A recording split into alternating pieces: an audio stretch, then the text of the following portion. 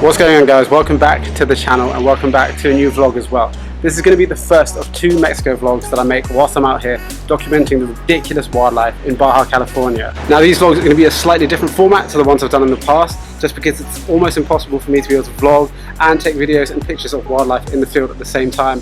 I'm not lucky enough to have someone follow me around and just shoot my BTS. So what I'm going to do is interlace moments of me in the field and raw moments with me talking over the top about how I felt during that time, the images that I got and the settings and kind of techniques that I used to get those images as well. So hopefully you guys enjoy this new format of vlog. If you do, let me know in the comments down below, because this is kind of how I want to take the vlogs from now on and share more photography tips as well, and kind of what I did in the field to achieve certain images and videos. So let's start at the beginning of this trip. I had a really quick turnaround coming back home from the Maldives. I literally was there, as you've seen, with tiger sharks, and I spent a day at home, and then literally 24 hours later I was on a plane again on my way to San Diego. And I touched down really late in San Diego, like 9-10 o'clock at night. I had to be up 4 o'clock in the morning to start the journey down into Mexico with my friend Charlie from Silver Shark Adventures. So Charlie was generous enough to invite me out on one of his grey whale excursions, which I was so psyched about, because seeing cetaceans and especially the grey whales has been something that's been high up on my bucket list to do for ages and ages now. So he picked me up at 4 in the morning and we drove across the border from San Diego into Mexico, and then we were on the road for about 12 to like 14 hours driving down to the spot in Guerrero Negro in Baja California. So Guerrero Negro is very special. It's one of a few bays in the whole of Baja California where grey whales come to aggregate every year and give birth to their young.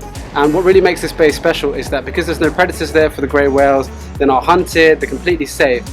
They interact with humans and boats in a completely different way to, I think, any cetacean across the world. Now, nature is nature and it's completely unpredictable, and unfortunately the first day of our trip got cancelled just because it was too windy and we couldn't go out on the water. So we spent time kind of relaxing. We had a really long drive down the day before, and I had also just come straight from the Maldives basically, so I was still feeling like a little bit jet lag. My body didn't know where I was. I literally came all the way across the world again, and so we kind of just took the day to chill out. I found this nest of ospreys right outside our hotel, so I kind of just got back into the habit of practicing topside stuff and try to set up and get some shots of the ospreys that were nesting outside the hotel. And of course I had to try the food as well. Arguably I was more excited for Mexican food than I was the wildlife, which might be bad to say, but if you know me, you know how much I love food. And day one didn't disappoint. I had tacos, of course, and Charlie luckily knows all the top spots for tacos in Guerrero Negro. Then came day one on the water and with the grey whales. So we left pretty early, like 6:30 a.m, just because we wanted to be the first ones out in the water. So we drove down and it was about a 45-minute drive from our hotel.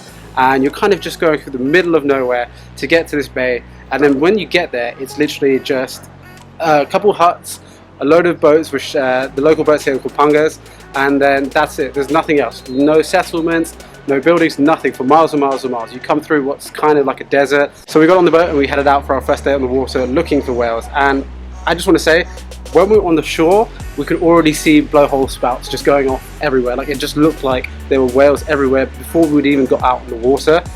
So I was already super excited. So we were out for maybe 15 to 20 minutes tops when a blowhole appeared kind of 30 meters out from us.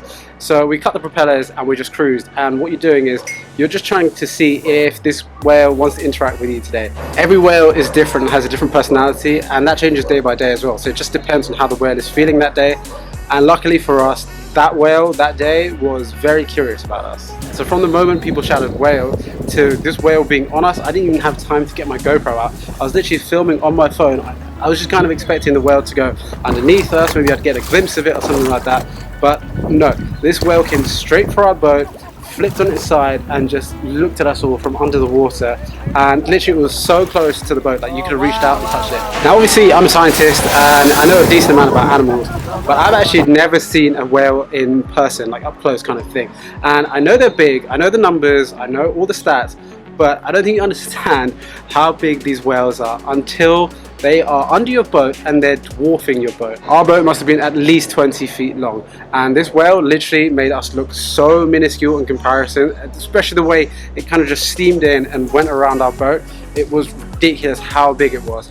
And then to top it off, not only did he just come past and look at us, he went under the boat and then just decided to pick our boat up with the top of his head, I guess. Now I need you to understand how surreal it is to be in a 20-foot boat full of like 8-9 fully grown people, and then to just have it lifted up and down, bobbing up and down by this whale at its whim, like it's just doing it for fun. So that was a pretty intense intro to the power of these whales. Now at no point did I feel scared at all, but it was incredible to see how much of a minute movement these whales have to do to be able to pick up a fully loaded boat and just kind of play with us as and when they want. After that, this individual proceeded to play with us for the best part of 2 hours really. He was going under the boat, coming up near us, sticking his head out and looking at us, and when you look a whale straight in the eyes, you can literally see them staring straight back at you and kind of figuring you out, scanning from person to person, looking at each individually in the eye. You can see the sentience behind their eyes, and you can see that there's brain work going on, and honestly it was the most incredible experience. So as well as playing hide and seek with us, picking our boat up and down, scratching the barnacles off his face on our boat as well, he also came up out of the water very close to us where we were kind of hanging off the side of the boat to get a better look at him. And having run these trips for decades and decades and having spent so much time with these whales, Charlie encouraged us to, next time he came out of the water, feel and try and scratch his face to see if he would enjoy that. Now generally in a wild setting I'm very much against touching wildlife and kind of forcing yourself upon wildlife, but like I said before, this situation is very unique. The whales in this area are very unique and actively look to engage with humans, so I was kind of more open-minded about giving this whale a little scratch on the face. So right on cue, this whale came back up again and was within touching distance, so I took my chance and gave him a little rub on the nose. Now I don't know where this behavior came about from, when these whales learned to be able to do this with humans or whatever, but this is just completely unique and mind-blowing. To have this 40-foot animal next to your boat, dwarfing your boat by the way, next to it, floating on its side, looking at you in the eye while you're scratching the barnacles off its face, is just a ridiculous and unique experience that I'm not sure I'll ever have again, or that there's anywhere else in the world where an animal will come and do this to you. Now I didn't take my big camera or the housing just because for the first experience I just wanted to experience it and see what's going on. Like I'd seen videos and things online, but it's nothing like actually being there in the moment. So I just took my GoPro and on a long stick and stuck it on the water to get some cool footage, but I was mainly just trying to experience the moment and this special moment with this whale. So we set the bar pretty high on day one I think, and conditions were only going to get better for the week. It's going to become less windy and less choppy, so we're really looking forward to the next 2 days that we're going to be out with these whales. For day two, now that I was accustomed to kind of how the boat looks, where the whales are going to be, all that kind of stuff, I put my A7R3 in its underwater housing and I took it out to try and get some shots underwater. Now these whales are really chill with people and boats being on the water, but you cannot get in the water with these whales here. Not only because they're protected, but it really freaks them out when you're in the water. They're fine with you on the boat and they interact with you, but you can't get in the water. So this kind of posed a little bit of a problem for me in terms of how I was going to get underwater shots. So usually what I do is just be underwater with the housing and I could look at composition and everything just through the viewfinder, the same way I've done in the Maldives. But here, because I can't get in the water, I had to hang over the side of the boat to be able to get the shots underwater. I was basically shooting blind the whole time. I could not see the viewfinder, nothing. All I was looking at was orientation and relying on the fact that there's a wide angle lens to be able to get everything in frame. Now, one of the reasons that these whales come to this bay in order to calve and give birth is because of the high level of salt in the water. Now, this makes it kind of similar to the Dead Sea, where I'm sure you've seen pictures of people floating at the surface effortlessly. That's exactly what happens to the baby whales here as well. The high level of salt means that they're super buoyant and they don't have to try so much to swim. So we had this amazing encounter with a mother and her calf, and they came so close to the boat and she was kind of encouraging the calf almost to come closer and closer. It would come up so close to the boat, look at us, nudge the boat and kind of just figure out what we were. It was very much a possibility that we were the first people in the first boat that calf has ever seen. So it was super playful and so curious. So I was able to hang over the side of the boat and get some shots. I can't even count how many times I almost fell into the water, but it would have been worth it for these shots. Having a high shutter speed was super important for these shots because I knew I was going to be shooting blind and these movements were probably going to happen really quickly, so I wanted to make sure that I captured everything. I also set my aperture to the medium-high range just because I knew being half in and out of the water I had a good chance to take split shots, and I wanted to be able to get both the top side and underwater side in focus. Now I'm really happy with how some of these shots came out. Getting a split shot of a whale in the water and also the whale with the boat as well was something that I had in my mind before I went out there and I really wanted to try and get. And considering I was shooting blind and from a distance as well, I'm pretty happy with how these came out. Now, not all of them were hits. There were quite a few misses in there as well, some not in focus, and some where the composition is just slightly wrong because I couldn't see what I was shooting. Like this one where I wish I was pointing the camera slightly more to the right to get better composition, but when you're shooting blind, you just got to work with what you've got.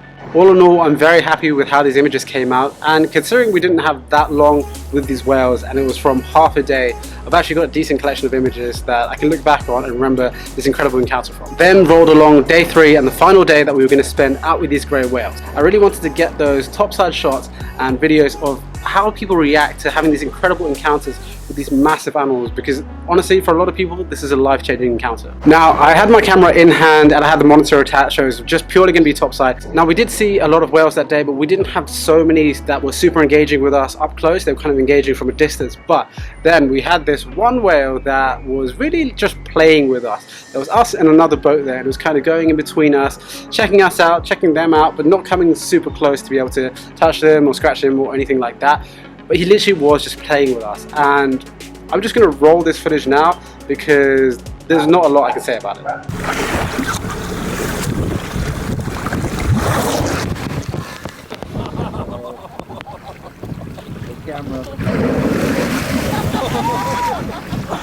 So as you can see, I got absolutely nailed by this whale's blowhole, and honestly I'm not so sure it was an accident. I'm pretty sure he knew exactly what he was doing, but the one time I had my camera out of his housing filming and he just put a full blowhole load of water all over the house, all over the camera and all over the monitor. Not only did he get me once, but the second time he wasn't completely out of the water when he did it, so he was under the water level, which meant that even more water came out and completely drenched me and, more importantly, my unprotected camera. Now luckily I acted quickly and I dried it all off and it was fine.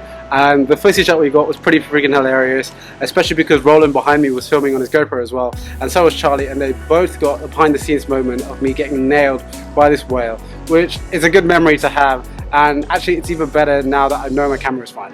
Now after that we headed 2 hours up north to Bahia de Los Angeles, which is famous for its cetacean life. Now unfortunately, because we lost one day to the conditions before, we decided to sacrifice an extra day here and get it back with the grey whale. So we only had one day here, and I was really trying to find as many whales as possible. Now the landscape and scenery here was also beautiful, and it's this kind of small town nestled amongst these massive mountains with the water on one side as well. Now we headed out in the morning.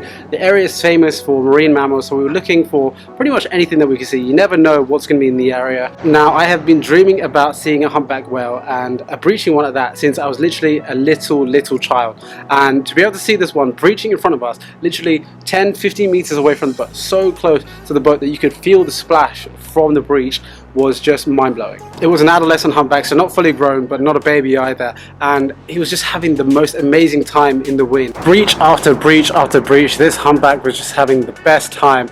And now, whilst seeing a humpback breaching has been a dream of mine for a long time, getting actual shots of it is easier said than done. You're literally trying to guess where the next breach is going to be. So every time I saw that he was fluking, which means the tail's coming up, meaning that he's diving down, in my head I was thinking he's going to come up somewhere, you just have to be ready. Now I had my Sony in the underwater housing just in case we saw something and we had to get in the water, but luckily I had my old Nikon as my topside camera with the long lens already attached and ready to go. And this situation really showed the importance of having a double camera system if possible, one for topside, one for underwater, because if I didn't have that camera or the long lens ready, I would have missed out on these incredible shots that I got. And these are shots that I've been dreaming of getting for so long. Shooting cetaceans is not an easy thing, and you really want to have a high shutter speed to be able to capture all the frames, especially if it's something like a breach where there's so much going on. Now this definitely wasn't easy, and I definitely missed some really good breaches that could get shots off, but I think what's most important for taking shots of cetaceans, especially breaching ones like this, is to always have an eye down the lens and looking down the viewfinder. You never want to look away or check the shots that you got, because that's when you're going to miss the behavior. It was also a little bit difficult with this in that it's out of the ordinary to, I think, to have a whale so close. So actually the zoom on my zoom lens, which is 70 to 300, even at 70 it was a little bit too close at times and I was missing parts of the whale. But I managed to snap these shots when it was at a decent distance, and by keeping my eye down the viewfinder and kind of just trying to track where I think he would be going. And that was the final day, but the last thing that I wanted to do, and something that I really wanted to do whilst here in Mexico, because I know the conditions, is do astrophotography. Now that's not something that I'm very comfortable with or that I'm very good at either. Now like I say, I'm not very well versed in astrophotography, but luckily those ladies were, and I kind of got some tips from them, and I was just playing around with it. I think that's a big part of that as well. It takes a lot of patience and a lot of time, and it's trial and error, but I managed to snap these shots from one night of astrophotography, and I'm quite happy with them. They're not perfect, but they're the best astrophotography shots that I've ever got, and it's giving me more of an interest in astrophotography as well now that I know these are possible. So that was the end of my first week in Mexico and the end of my trip with Charlie and Silver Shark. I cannot thank him enough for bringing me out and on his trip for this incredible experience with the grey whales. Thank you all for watching. Subscribe to the channel to keep up to date with the vlogs and more tutorials and photography videos coming soon. Smash that like button, and I'll see you guys in the next video.